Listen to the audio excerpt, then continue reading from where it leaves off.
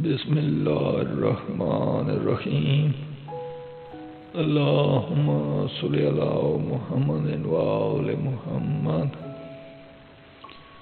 حضرت لال شہباز قلندر جن کا مزار پاکستان کے صوبہ سندھ میں واقع ہے، یہ واقعہ ہے ان کا۔ ایک دفعہ کا ذکر ہے کہ حضرت لال شہباز قلندر کسی سفر پر جا رہے تھے۔ راستے میں ان کی ملاقات ایک شخص سے ہوئی جس کے ہاتھ میں بندر اور ایک ہاتھ میں ڈگڈگی تھی۔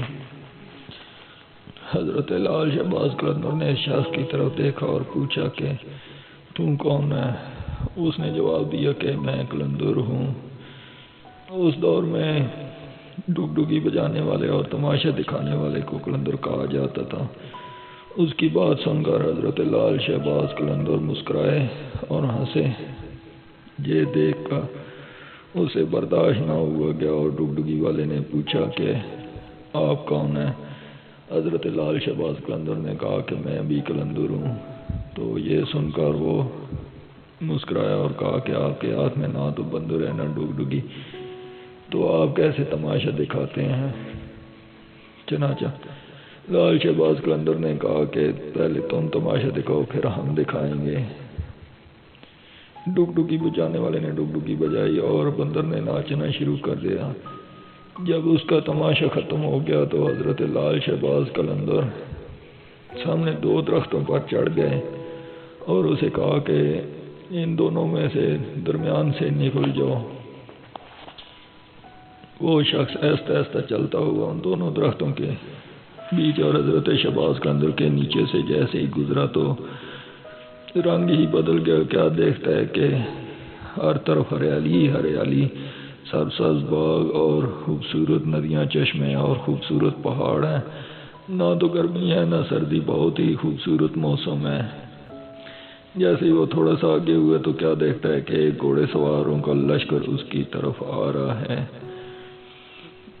وہ دل میں ڈرا کہ آج تو خیر نہیں، گھوڑے کے سواروں کے ہاتھوں میں نیزے اور تلواریں ہیں۔ قریب آ کر ان گھوڑوں کا سوار سردار گھوڑے سے اترا اور شخص کی طرف دیکھ کر کہنے لگا کہ یا سردار، آپ کہاں چلے گئے تھے؟ آپ کے بغیر یہ تخت اور یہ ملک نہیں چل رہا ہے، ہم آپ کو لے جائیں۔ وہ اس شخص کو لے کر محل میں گئے جہاں خوبصورت ملکہ اس کا انتظار کر رہی تھی۔ جیسے وہ شخص محل میں داخل ہوا تو ملکہ کہنے لگی، اے میرے سردار، آپ مجھے چھوڑ کر کہاں چلے گئے تھے؟ آپ کو میری ذرا بھی پرواہ نہیں ہے۔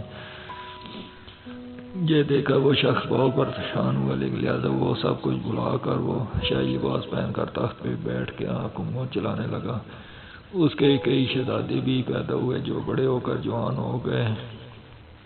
اب اس شخص کی حالت یہ ہو گئی کہ وہ بوڑھا ہو گیا، اس کے جسم سے کمزوری ظاہر ہونے لگی۔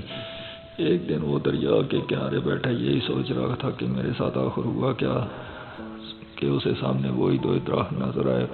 اس نے سوچا کہ درختوں کے پاس جا کر دیکھوں تو صحیح یہ ماجرا کیا۔ جب وہ درختوں سے باہر آئے تو کیا دیکھتا ہے کہ سامنے اس کا بندر کھڑا ہے، وہیں ڈگڈگی پڑی ہے اور وہ اس کی داڑھی سے آیا۔ جو پہلے والا ماحول تھا وہ اب بالکل نہیں ہے، وہی دھوپ، وہی گرد و غبار، وہی سب کچھ ہے جہاں وہ سب کچھ چھوڑ کے گیا تھا۔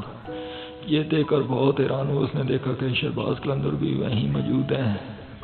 وہ جا کر حضرت شہباز قلندر کے قدموں پر گر گیا اور کہا کہ یہ میرے ساتھ کیا؟ حضرت شہباز قلندر نے کہا یہ بھی جو کچھ ہوا ہے یہ حقیقت ہے، ایک تماشا تم نے ہمیں دکھایا تھا اور ایک تماشا ہم نے تم کو دکھایا ہے۔